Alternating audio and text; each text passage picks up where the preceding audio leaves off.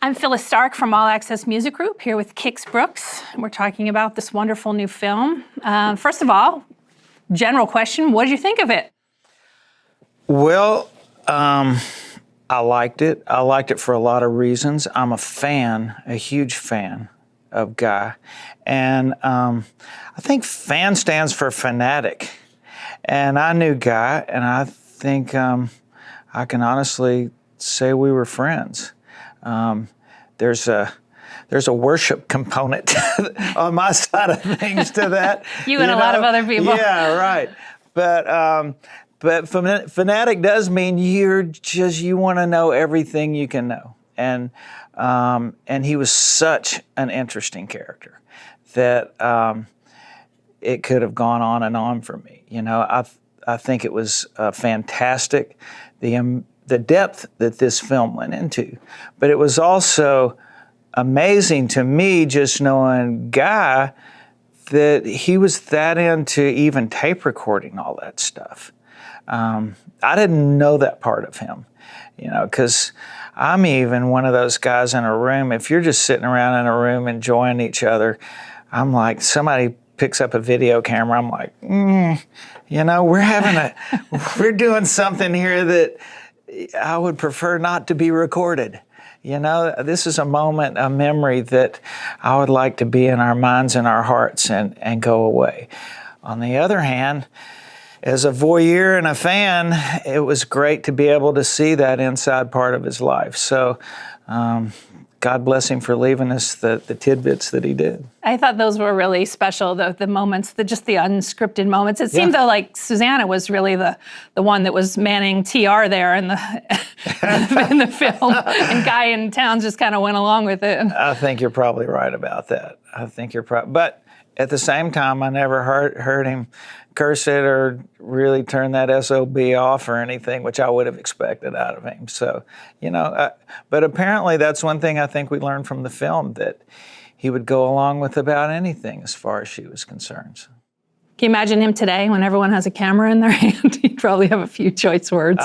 He probably would, but, you know, it's funny because Guy was he was a gentleman as well as speaking his own mind, and it didn't like he, even in his last days, when I went to visit him in the hospital, he still was popping off to nurses and whatever, you know. I mean, but he always had a gentlemanly grin about the way he cussed you. It's that Southern charm, right? You said you're an Uber fan, so were there any surprises for you in the film? Anything you learned about Guy that you didn't already know? I knew how close him and Townes were, and the three of them, but I didn't know how close they were. I didn't know how much time they spent, and I really didn't appreciate the swapping back and forth. And I only mean that in the kindest way, when she left him and went with Townes and came back, and that part of the story was told very well, because I knew about all that confusion in there, but I really didn't know exactly what happened or whatever, and I thought that was a nice and a good way to tell that part of the story. There's, I think there'll always be some question marks, but it answered a lot of questions as well. Can you talk a little bit about Guy's influence on you as an artist and as a songwriter? His influence on me was huge. When I first started really playing music seriously was in the mid-'70s. And I was from Shreveport, which is not, that's East Texas. That's Shreveport. When you say Louisiana, everybody starts calling me Cajun or whatever. I go, I am a Yankee. Trust me, I got lots of friends in South Louisiana, and I've spent a lot of time down there, and they do not view us as part of their culture in any way. North Louisiana and South Louisiana are as different as Memphis and Knoxville. You know, they're two totally different cultures. And everything when I first started playing music in clubs and stuff like that, when I first heard Guy's music, it just blew me away. That's really all I wanted to do. And I started opening for Jerry Jeff back then. And even it's funny, I even wrote a song about him. It was on one of our Brooks and Dunn records. Jerry Jeff sang with me. And I won't bore you with all that story, but it's funny, there was a line in the song that you were the poet of the Lone Star State, and I was young enough to think I was good enough to be your opening act. And the line should have been, you were a poet, because Jerry Jeff immediately corrected me and said, Guy Clark was the poet of the Lone Star State. And, I smiled, and because Jerry Jeff was Jerry Jeff, I wanted to say, I know, you're right. But I didn't. I said, well, all you guys made a huge difference in my life. And they did, but Guy was the one. And Jerry Jeff knew Guy was the one. He had a gift. He had a gift like John Prine had, and certain people. It's a turn of a phrase that it doesn't matter how well you craft a song and how many hits you have. He did what I love. He turned a phrase the way I love to hear a phrase turn. He found poetry in a line that you just can't learn. You can dig, but it's a gift, I have it in my heart and my soul, but when I write, it's not as good as what he did. And you know what? It taught me a great lesson too, because there's a time in your life when you're young and you're jealous and you're envious because you want to be that good. And then at some point, if you have a realization like I've had and like I'm trying to describe right now, you realize that's a gift that's meant to be appreciated. And get over it. Mm-hmm. And learn to love it. And to love him for the talent that he has. And do the best you can with the talent that you have. And that's what I try to do. So he was and is, and I think will always be my guy. Not to make a pun. I can't think of anybody from Dylan on down that writes it better for what I love. This has nothing to do with the film or Guy, but when you were talking about Texas, it popped into my head a story you told me one time about being mistaken for Kinky Friedman in a restaurant.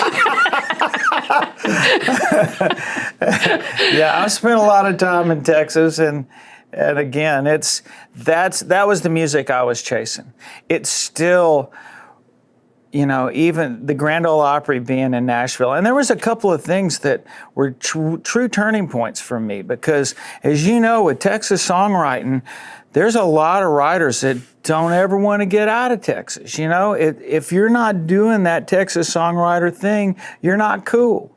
If you go to Nashville and have hits, you sell out.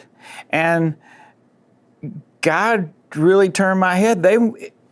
For me, when I got here, it's like, if Guy's here and Townes is here and Christopherson's here and, Willie left, a lot of Texans have come and gone, but there was a lot of Roger Miller, my heroes that were here and really did it here and wanted to write hits.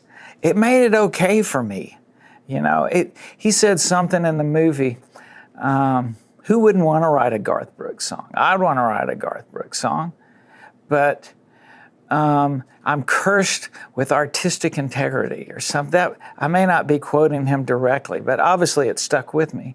But I would love to have that conversation about that with him, because I think he was cursed with his kind of song, which, what a curse to have. Mm-hmm. But that's what he loved. That's how he wrote, I think if Garth would have picked up one of his songs and had a big hit with it, Guy wouldn't have minded that at all. So I think for me, one of the biggest takeaways from the film is that Guy had everything it took to be a star. He had the talent, he had the looks, he had the drive, and the reputation even, everything except the ability, or the willingness, I should say, to compromise. And ultimately, that's what made him a legend. Mm-hmm. What do you think the takeaway is in all of that for today's country stars and those who are aspiring to be? Well, I don't necessarily agree with the word compromise. like I was saying before, I think if guys, he just, maybe compromise is the right word, but I think Guy wrote Guy's kind of songs, and John Prine did that. You know, it's those songs they didn't necessarily fit into commercial radio, but I don't think it was because he was avoiding that, or because I don't think I think Guy wrote what Guy wrote. You know, does compromise mean you want to go try and learn to write something that you don't normally write? Maybe that's what compromise means. His desire to chase art and poetry as opposed to stardom is so contrary to the way the whole music business is built. How do you find a way to do both? You have. You know, it's weird because I was here writing songs for other folks for 10 years, and I wrote a lot of songs and still do, that matter to me, but may not matter to commercial radio. I think I write a different kind of song, not as good as, in my opinion, in most people's opinion, as Guy wrote, you know, but again, my poetry is not as good as his. You know, my poetry is weak compared to Guy Clark's. I'm fully aware of that. But, you know, from a storytelling standpoint and just a straight ahead songwriting, you know, again, I do the best I can with what I know how to do. Can you think of an example of a song that you wrote that maybe was kind of, you were saying, I want to write a Guy style song here? Well, we hit on some things along the way.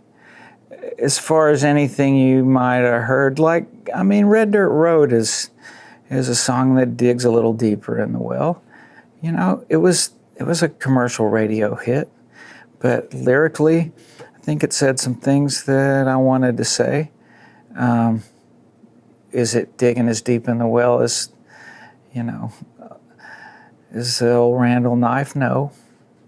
You know, and it's funny because he could attack stuff like that. I'm sitting on my father's death and a friend's suicide and some subject matter that I just haven't brought myself to attack yet.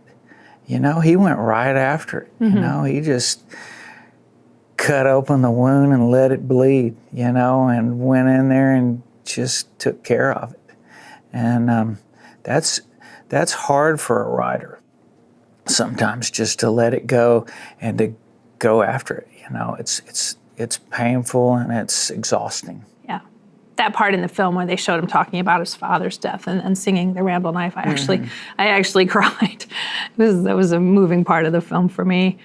I think one of the things that the film illustrated for me is the record label system, and I'm not just talking about Nashville. It has a certain way of doing things, and sometimes tries to put a square peg in a round hole. Guy was an example of that. 2 different labels tried to market him as a country artist while he's saying, I want to be a folk artist, I want to be a folk artist. And obviously he was one of the people that kind of got overlooked by the major label system as a result of that. Do you think there's a lot of examples of artists out there getting overlooked entirely because they don't fit into that system, that round hole? Chris Stapleton, you know? We've been buds for, gosh, I don't even know how many years, 20 years here. He's overlooked and he's overlooked and he's overlooked and he's overlooked and bang, you know. But he also, again, he's a guy I don't think is compromised, but he's written some really good straight-ahead country songs. So is Stapleton a sellout? You know, no, but it's something he aspired to, you know? And again, I just don't think chasing that is something that Guy aspired to. I love the section in there where Rodney was talking about cutting a record on him and whatever, and he probably screwed that up. And Guy talking about drums and how that screwed with him. And he's got a few songs, you know, Texas Cooking and some things like that I can think of that, you know, you can hump on a little bit.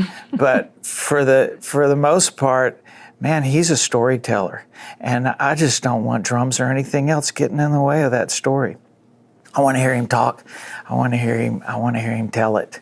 And I thought Rodney had a great confessional in the movie talking about that. Yeah, great as he is. He admits his own mistake there. That's funny. And that segues into a great question. This is obviously a songwriter's haven here. In the beginning of the film, we see Rodney and we see Steve Earle talking about this kind of collective of songwriters that they were in with Townes and Guy and Susanna and some other people. What was special about that, in your opinion? And has anything like that ever existed since? That was all over town back then. Don Gant was my first publisher. Don produced Buffett's first 5 records, Come Monday and all that stuff, sang backgrounds on all those. He was in the New Beats, you know. I like bread and honey. But he was also ran Tree Publishing Company when everybody from Harlan Howard to Roger Miller, Mickey Newberry, Sonny Throckmorton, all those great writers were there, and they all worshiped Don. He had a way of bringing writers together and making you feel like you were somebody. It was great when Guy, that one scene, pointed out Steve Earle and said, "You got to listen to this song." And at 5 o'clock, when we got done writing at Gant's, and there were some great writers there, Ray Van Hoy and Bruce Chanel, and those guys were there then. At 5 o'clock, he would send out, get a couple of cases of beer, and we'd all meet in his office and start drinking and playing what we'd done that day. Mm-hmm. And I was a young writer just getting started, you know, so I was usually one of the first ones to go. And you wanted to have, I mean, that all day long, you knew you were going to be in his office that evening with those guys hearing what they'd written. So it was such an inspiration. It was competitive, but it was extremely inspiring. And even if I'd written a song that was half-assed that day, he would find the one line that was in that song that was worth its weight. And he would go, "Did you hear that? Wait, play that line again. Sing that again." You know, and go, isn't that, and he would repeat the line, made sure everybody, but he would also make you know that's what you're trying to do. Mm-hmm. That line right there is what you're chasing, okay?